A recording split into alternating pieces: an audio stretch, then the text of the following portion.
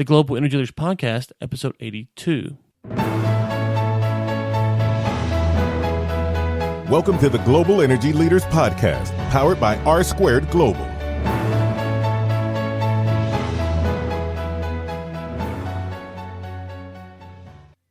Welcome to another edition of the Global Energy Leaders Podcast. As always, I'm your host, Ryan Ray. So good to have you. And today, it's one of my favorite topics. We get to talk about Africa. And we bring back on Urenna Onyewuchi from IEEE, and to talk about what happened in Ghana this year. We missed or at least I missed the conference. I don't think she was there, obviously. Kind of give us an update on that. And there's a lot of stuff that's going on in Africa, and we talk about just a couple of the issues. And so if you're interested in that, we talk about metering, we talk about the youth and how they can change Africa. Cover a lot of ground here. I enjoyed the discussion with her as always. And as always, we will link to everything we discussed in the show notes so you can check that out as well. Without further ado, here is my interview with Ureena from the other day. Well, Ureena, it's been a few months since I spoke to you, and last time we talked, you were getting ready for the Power Africa initiative, which is in Ghana this year, I believe. I did not get to attend. Was there last year with you guys and enjoyed it, but what did I miss this year? You missed quite a bit. There was growth in the number of people attending, the number of countries attending, and I mentioned that it's important because it's diversity in a conference, diversity in a company. All these things help to improve the quality of conferences. And so you had people with ideas from different parts of the world sharing the research they're doing in different parts of the world. Seeing Asia's interest in Africa or Europe's interest in Africa and all of that. And this year I got to sit in on a couple of the paper sessions just to understand the research in different areas, to see what the strengths are, to see what the gaps are, and to start to gauge the improvements, I guess, at least over the past couple of years. Trying to gauge things like are we giving the same types of feedback to people that we gave last year.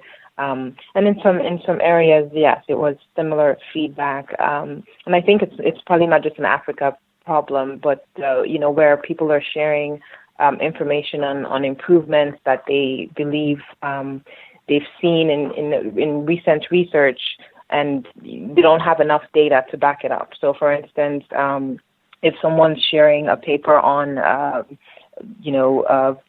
variation in voltage, and most of the data is showing frequency type data, that kind of feedback on making sure the data matches what your research is saying. But in general, the papers that we got and that we accepted, we were very careful to make sure they were quality papers, and it's a peer-reviewed process, and it's not just reviewed by African researchers, but also American ones and different PES or Power and Energy Society members from around the world. The other thing that we repeated this year, Women in Power panel, where we had a number of women sit and talk to not just the attendees of the conference, but we brought in, I think, about 40 or 50 in secondary school. So that would be like the 9th, 10th, and 11th and 12th grades in the area, and just hearing them ask real questions about, trying to understand the challenges that women face in engineering, and some of them just in general being exposed to women being in engineering. So that was really good. I think that tends to be, one of the highlights of the conference. The technical sessions were strong as well. The theme was an ICT, the use of ICT in energy. And I keep mentioning that with a lot of times engineers, we are so fascinated by technology that sometimes that we don't know how to communicate with with non-engineers about the exciting things we're doing. And so for instance, I'd wanted more young people at the conference this year, and we didn't have as many as I would have liked. But talking to some of the young people in the area, or that came in, that some of them were in computer science and IT, but they did not. To them, IT was one thing, and computer science was one thing, and energy was something else. And I started to give them ideas on the kinds of ways that we can use ICT and energy, and you'd see their eyes light up like, oh man, why didn't I think about that? And because the fact of the matter is that the African population is mostly, I think it's more than 50% youth at this point, and we need the young people to be as engaged as possible, to be more engaged than ever in energy. And one of the gaps we have in Africa is on data on infrastructure, data on energy, data on consumer products and how they're used in homes. So this is how the youth can start to help. So, I was just sharing some of these gaps with the young people and trying to encourage them to get creative with how we present energy in Africa. But it was a great conference. The team did a great job. This year I didn't chair the conference. I kind of just helped guide. But we had a much larger volunteer team this year than we did last year, and I think that says a lot. And, for the next conference, we'll have an even larger volunteer team, because a lot of people just want to help Power Africa, and most of them don't know how. So IEEE Power Africa I think is a strong and good platform for us. And so we encourage people and people who are interested in volunteering to go on our website, sites.ieee.org/Power Africa to learn more about how they can help Power Africa. Yeah, and we will definitely link to that in the show notes. You covered a lot of ground there. I want to circle back to a few things before we move on. First off, and we were talking about this offline, is that when you think about the term Power Africa, sitting over here in Texas, it kind of sounds, okay, Power Africa, let's go get it done. But if you listen very closely to your answer, and that's what I love about your answers, they're always very multi-layered. There's multiple issues to get Africa powered. It's not just about hooking up an oil well or putting up a solar panel. Yeah. There's training, there's education, there's workforce that has to be, government issues. There's issue after issue after issue after issue, and it's something that we want to attack. We want to make sure that we are going and getting people power. I always say that the energy discussion needs to start with getting people power. That's what we're trying to do, because we don't want anybody out. I live in Texas. It's 100 degrees. I don't want to be out in the heat with no air conditioner. And I don't want anybody. Exactly. I don't want anybody to suffer like that. That's terrible. And so we want to make sure that we are pushing that initiative, and then we have to step back and say, okay, well, that's the goal, but this is going to take 3, 4, 7 levels deep to get there. So I love what you guys are doing. Yep. You're attacking on multiple fronts, bringing the young people in, as you say. That's important, because education, education, and there's a lot in energy. When you think about this energy in general, it touches so much. It touches everything theoretically, but it just touches so many different industries that you can contribute to the energy industry by working in IT. And you don't think about that as being an energy job, but it is. Especially, you can be directly, you can be IT support, you can be building apps. And so getting the young people to understand, hey, this is an important initiative, A. B, there's a lot of, so you may say, well, I don't want to deal with oil, I don't want to deal with solar, I don't want to deal with stuff like that, I don't want to be an engineer. Just about any kind of a function that you want to do, you can find a job in the energy business, and for Africa especially. And you know this better than anyone. As we get more power to Africa, then all of a sudden the cost of living, which will be a good thing, will go up, because people will have jobs. Yeah. They can afford nicer things. Yeah. They can take vacations. And so it's a long lead process, but it's very important. And so I'm glad you hit all of those things. We'll make sure we link to it there. Real quick before we move on, where is the next conference? Is there anything between now and next June, or is next June going to be the next event? It's likely going to be June 2018. We're still planning that out. It's likely to be in South Africa, but we're working on that. We'll advertise it sometime soon. So we obviously, there's a new team of a new conference planning committee, and so they're handling trying to determine where the best location is, and if it makes sense for us to do a conference in 2018 or wait until 2019. But right now, it's looking like we will have a 2018 conference.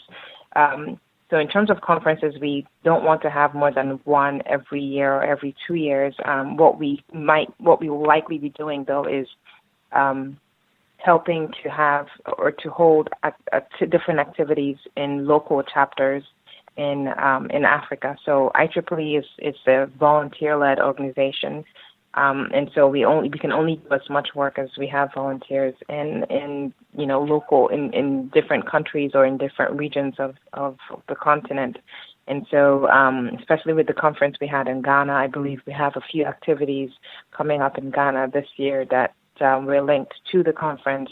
Nigeria, for instance, will be having a conference, not just on energy, but in electrical engineering in general, NigerCon in October. And so IEEE is going to be having different events in different countries. And the one way to find out what's going on in a country is by going to the IEEE website or the Power and Energy Society website, clicking on the local chapters, and then getting to the local chapters' websites from there. And that's where they typically advertise events.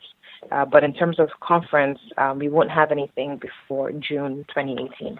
Okay, well, we will link to that in the show notes, and I'm sure we'll have you on again if there is a conference in 2018 just to talk about it and let everyone know. But let's get into some specific issues for our listeners.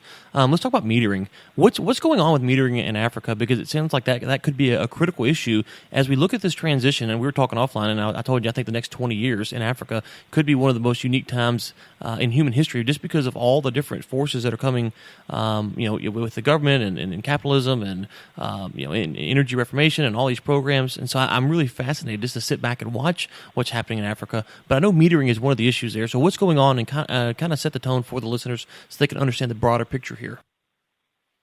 So metering technology, for instance, in the U.S. and Europe, it's transformed and grown over the years. So you had in a sense, old school type meters, and now you have smarter type meters. The good thing, I think, in Africa, what they can do is, leapfrog. They don't have to go to the old school type of meters. You can just jump straight to the newer meters. So where you have meters that have communications interfaces where you can, go on a website or to a server, or, where the meters come with servers, and you can connect directly to them and see data and start to analyze stuff. And but of course, there's a cost to metering. I mentioned earlier that one of the gaps in Africa is data, lack of data.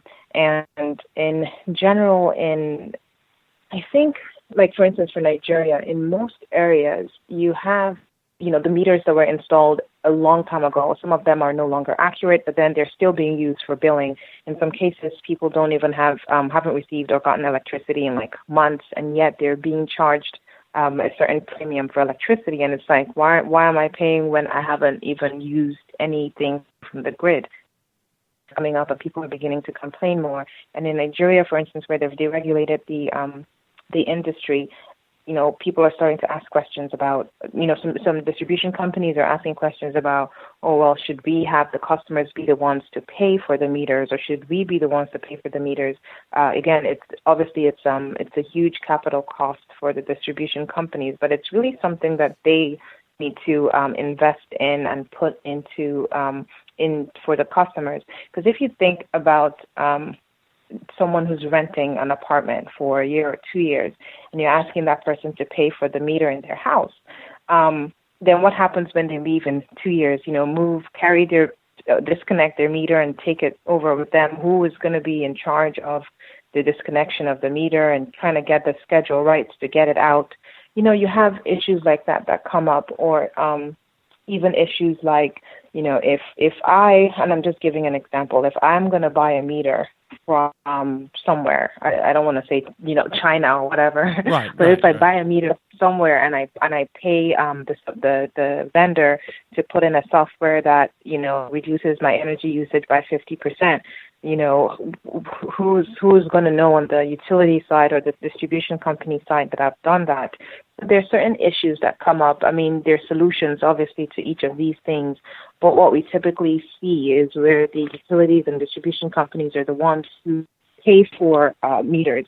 We need to get to a point where the people are getting charged based on how much energy they use, and not just because the grid passes through their area, and then you have the issue of prepaid meters. I think that's one of the things that's coming up in most parts of Africa is how is there kind of like how you have cell phones and cell phone plans, pay-as-you-go plans. Are there trying to get a system where people can pay for power, and then whenever the money runs out, then they lose power. So you have technologies like this that are coming up. I believe some telecommunications companies, like the MTNs and so on in Africa are getting more into that kind of market. Is working with distribution companies and utilities to those services for electricity.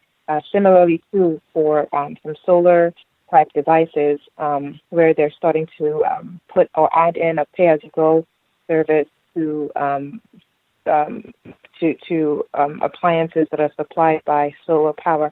So we're seeing a lot of that. But my advice, again, as I would say, is making sure that that the African countries go and purchase the newer types of meters and not the old school types. Because in Africa with infrastructure, a lot of times what we get into the continent is used stuff. So stuff that's like 10 years old that other countries have said we don't want this anymore, and then they come into the country. When they're on the sell side, they say you're getting it cheaper, but obviously by the time you add shipping costs and the duties and so on, it's very expensive, and it's like you could have paid for a brand new one, and it would be about the same cost. Right. So it's just to make sure that yep. You got to repair. They're getting new. You got to repair it and all this other stuff. Yeah, I mean, so you might save a little money up front, but it may only last a year or so. One thing on the meters, I'm curious to get your thoughts, because what you're bringing up is an important issue. Look, I don't like getting overcharged for my power bill. I can't imagine if you're in a country like Nigeria with an unstable economy, and you're getting overcharged for a power bill. That could be the difference between you eating, you not having power, and so it's a critical issue that we have to get solved. One of the things we talked about on the show before is this idea of blockchain technology, peer-to-peer trading. And one of the things I propose, and I'm curious to get your take on it, is do you think it's possible that in some of these, maybe not Nigeria or South Africa, where someone who maybe the rich guy on the block, if you will, has a little bit extra money, he goes out and he throws some solar panels up on his house, and all of a sudden he says, I tell you what, guys, I can sell you power because I've got solar panels on my house now, and you don't have to worry about the government selling you power and overcharging you. I'll take care of the metering issue, and I'm going to get new up-to-date meters because, I want the good stuff. I want to make sure I'm getting paid and all this. Do you see technology like that being able to infiltrate Africa with some of their regulatory laws? Oh, yeah. I think it's very smart. Something I advocate for is community-based, community-type options. Now, in some countries, we have some companies that have gone in. So the thing is this. The government typically regulates wherever you have a grid, transmission line going in, the areas that are connected to the grid. But the thing in the rural areas, it's when it costs the government and the distribution of the transmission companies and so on way too much money to add transmission lines that go through villages, right? And so in areas like that, so, once you present to them and say it's going to cost you millions or whatever to add a transmission line to this area, and so because it's too far from the grid, typically the government, from what I understand, having talked to different people from different countries in Africa, is that when if you're putting in a solution that's far from the grid, it's not government regulated. So I've seen companies that have come into Africa and are doing something like that. So they go in and they're leasing or renting solar panels to people and having them pay. So it's kind of like, they have a vice president of debt or something, and then basically the people lease to own. Maybe they lease and own after 5 years or, something like that. But your suggestion of community-based power sharing that makes a lot of sense. Someone who has a lot of roof space or land for solar farms takes care of everything infrastructure-wise, incurs the capital costs, and just comes up with a certain amount of money to say, hey, I can supply you with solar, because some people only need the light right now or power for lighting and cell phone charging, not really for too much else. So I think there are opportunities like there's a good opportunity for that in the rural areas. So that's a great discussion. Yeah, and on that, you talk about using the cell phone, and this is one of the reasons I had someone, a guest that was familiar with podcasts. And he said, how do people access it? Does it cost anything? I said, no. If you have internet and your country allows it to be on iTunes or Stitcher or Google Play or whatever, you can listen to the podcast for free.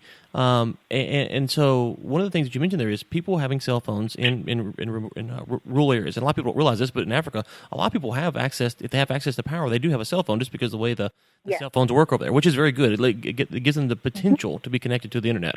Now, for the youth in Africa, let's talk about the youth in Africa.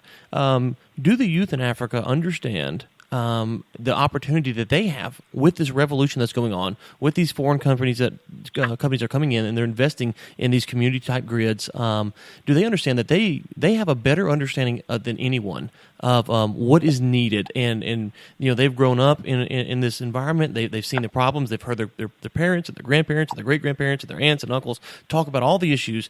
They understand it, but do they understand the opportunity that's available to them to capitalize on this and to help bring Nigeria or South Africa or Zambia further up the economic ladder? Or is it something that we still have to educate the youth on?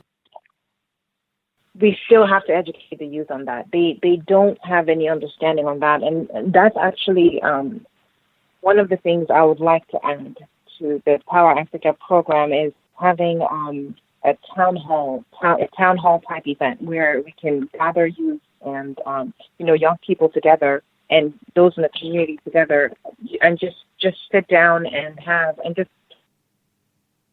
opportunities and suggestions that they may have around these types of solutions.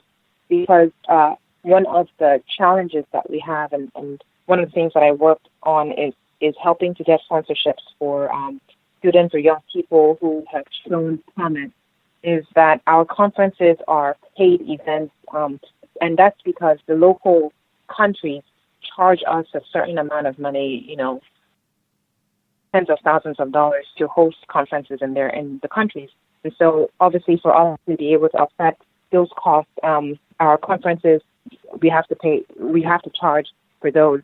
And so adding a segment to the conference of, where they don't have to pay anything, but come in and share ideas, and also just expose them to the fact that even if they're paying $100 or however much to come to a conference, it's beneficial to them. But right now, I've found that the young people really don't understand and don't know the opportunities they have. And for those who do know, they're not taking advantage of it as much as they should. Right. Well, I was just looking at the stats here. I think we're in about a dozen countries in Africa. So if you're in Africa and you're listening, and you're wanting to know more about this is definitely the person that we have on today that can help you with this. Because when you go to a conference like this, and I remember when I was there in Zambia, there's a couple takeaways. One is you meet people from around the world. As you mentioned earlier, you hear a lot of ideas, and that's one of the things I wanted to talk about a minute ago. I forgot. But you talked about these presentations, and I'm sure if you go from year to year to year to year, you'll hear some of the same stuff and some different stuff. And that's because there's so much data to be compiled and to be analyzed and to be looked at that this is something that's, it's not going to be fixed today. It's not going to be fixed tomorrow. And we need more people to contribute to this conversation. And the more local help that we can get, the better we can have to understand it. And I'll give you one good example of that. We had on a guest a while back, and she was talking about they went to I think it was Haiti, and they went to Haiti and they had this idea of what they wanted to do, and they talked to the locals and said, "This is what we want to do," and the locals said, "No, that's not what we need. We need this," and they went, "Oh, we didn't even think about that. That wasn't at all what we thought about." So they went back and they regrouped, and then they changed their whole plan to fit what the locals needed, and so. Yeah. And I sung her praises because a lot of times people don't want to hear that. They're like, you don't know what you need. This is what you need. But the important thing, right? The important thing is that when you go talk to the locals, they have a very good understanding of what's going on. And so we need the locals in Africa, all over Africa, to contribute to this conversation. And so especially the youth, because technology will be, as they get more access to energy, more access to the internet, there will be a lot of things that they have access to. And as we were talking offline, some things that the U.S. has, if you're going to go to Africa and try to teach someone how to build a certain type of battery or whatever. Okay, that learning curve may be a little bit long for it to do in a month or a few years, but there's plenty of things that we do here in the U.S. that we just had to take it and say, okay, this is what we do here. You know what you do there, and there's just a small bridge, there's a small gap, and getting the youth involved in that process, I think, is really critical to the success of the Power Africa initiative.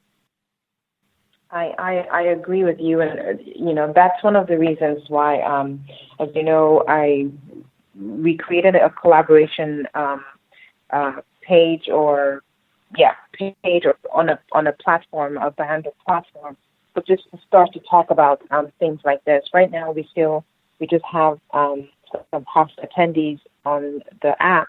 So, what I think we need to do is open it up to the youth in different African countries, just so that they start to communicate and share with us what exactly, what ideas do they have, what would they like to share, because collaboration and communication is key. I mean, these two things are key to the success of, whatever, businesses, conferences, anything. And, we're coming in right now, and, of course, we work with the local chapters to understand what's a good topic that we should go after. But sometimes those topics are still coming from the academic or topics like that, or, if for it to come from the community where people are voting on, I want you guys to have a theme on, ICT this year, or I want you to have a theme on regulation around power this year.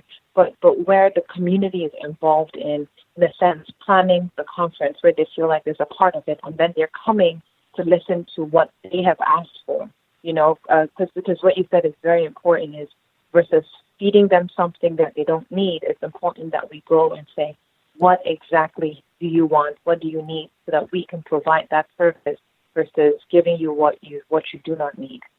Yeah, absolutely. And I remember the first time I went to Africa, I had a list of ideas of, oh man, this is what we could do, this is what we could offer, these are the things. And I got down there, I was like, oh, okay, well, they don't need this, they don't need this. Wow, this is needed. I didn't know about this. And so, until you go and you spend time there, I am no expert. I hadn't been there nearly long enough to say, but, just going in there and talking to people, you start to build this database. And so we're going to link to, obviously, the IEEE, the Power Africa Initiative, in the show notes. We're going to link to that. And so hopefully people can go and check it out, as you mentioned. And is there anything else that you wanted to bring up before we let you go today? I think you touched on a lot of things. Education is key. I think for people who are going and doing lessons in Africa or developing programs in Africa, doing education in Africa, let's make sure that we're giving the Africans what they need. One of the things that I always say is, right now I feel, especially in countries like Nigeria and at least the West African countries that I know of, there are a lot of there's several engineers. We have a lot of engineers, and probably more than 70 or 80 or 90% of them don't have jobs. And it's like, what we need is people who can go and be able to roll up their sleeves and get stuff done. So not necessarily engineers, but maybe we need more electricians, more technicians. And so for people to go out and learn skills and get certificates in IT, get certificates in putting solar panels together, in assembly, these types of things, I think those types of things might get people more, employed faster and quicker, especially if they're certified and they're qualified, than if they get engineering degrees where there's just like an overload of that. It's just like way too much supply and little demand. What Africa as a continent needs is more of those skilled type labor. And so for people who want to go back and say, how do I want to give to Africa energy and power, perhaps that's something to touch on, as well as mobile app development, going and teaching them how to develop apps, and show them how to use them. We talked about almost everyone having smartphones. So if we have better apps to collect data, that's going to move the continent forward in a big way, even without looking at infrastructure, like the infrastructure as we call it, the grid. So if we have the solar solutions that we can try to do, they're relatively cheaper than waiting for a grid to be built. So whatever we can do on a smaller scale to bring power forward, that's what we should be doing. Absolutely, and we will keep the discussion going here on the Global Energy Leaders Podcast.